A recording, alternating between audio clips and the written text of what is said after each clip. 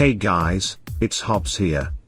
Today, I brought to you a fairly unusual video, in which we will be analyzing one of my duels with Chen, also known as the final credits. I had done some decent moves in this round, but also a few mistakes that cry to heaven for vengeance. But, as we all know, we learn from taking L's, so let's look into it.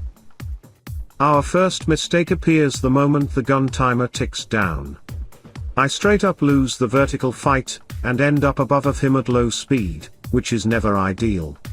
After I unpause the recording, you will see me intentionally fly into his guns while they are still disabled, hoping to gain a few more seconds of lifetime till his nose is on me again, which is a really desperate move and not too effective, but this is how much I fucked up with that trajectory during the merge. I notice he's going to get a shot instantly, so I try to make it as hard to hit as possible. Alto I can't do much in order to achieve that, and also go as vertical as possible in hopes that he might not be able to aim and connect his 37 on me in time. This is very much the human factor in duels, which is often overlooked but very real. At the same time, I can't deny I was really lucky to get away with this. Chen was also pretty conservative with using his main cannon, as it is really hard to aim. In a plane like a 109 or a Spitfire, I 100% would have taken bad damage here. But I did not, so we go back to ordinary loops and ordinary scrisses with throttle dropping and gun braking, which is really effective with the Aera Cobra.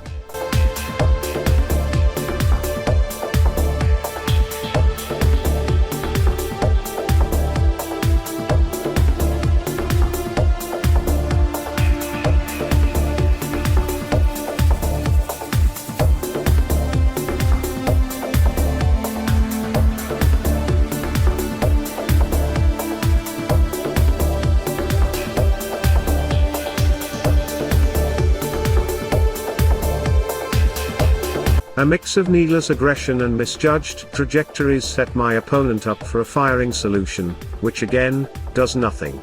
Right here, an unusual thought begins to formulate in my brain. I feel like the separation between us allows running a risky business by cutting throttle and trying to get this shot, as he is not going to be able to fire back. And for once, my judgment was actually right, and I hit him while he does not have a chance to answer. Unfortunately, these guns are fucking garbage and I only get sparks and some minor damage. Of course, pulling in this hard to get the shot worsened my position, but I can still very well salvage this. The reason I keep pulling up here is because looking at his plane, he is also really slow, and I feel like there is no way he will manage to land a shot, as his nose will drop, and he will have a hard time pulling into me in the first place. And although you can never be 100% sure in these situations, as variables such as desync, or ping can really fool you, on this occasion, although barely, but I avoid his fire. I was never really confident doing this either, but learning to judge these kinds of situations rightly will require a lot of practice and also a stable connection. The thing I should have done here was to go down, cut throttle, and initiate a fairly wide rolling scrisses.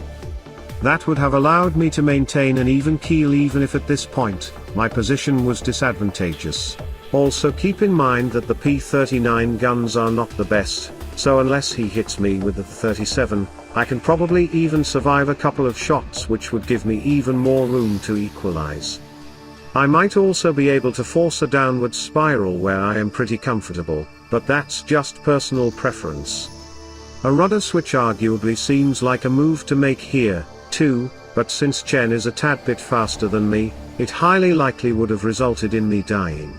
But now, guess the one thing I should not have ever done. Bingo, it's going up and try to stall fight, while the opposition is already behind me.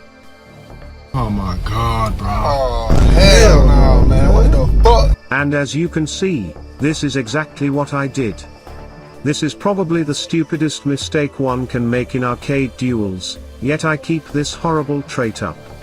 My monkey brain for some reason tells me just stall him out, bro, but you should never try it unless you possess a severe energy advantage, but even then, you should be careful, especially with planes that have exceptional stall control, in particular, Spitfires, 109E series, and Japanese props.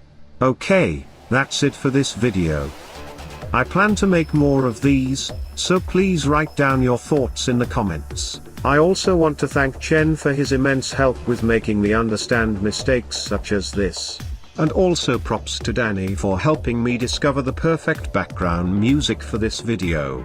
I am now going to let the recording play without interrupting, to help you in case you want to scrutinize it further.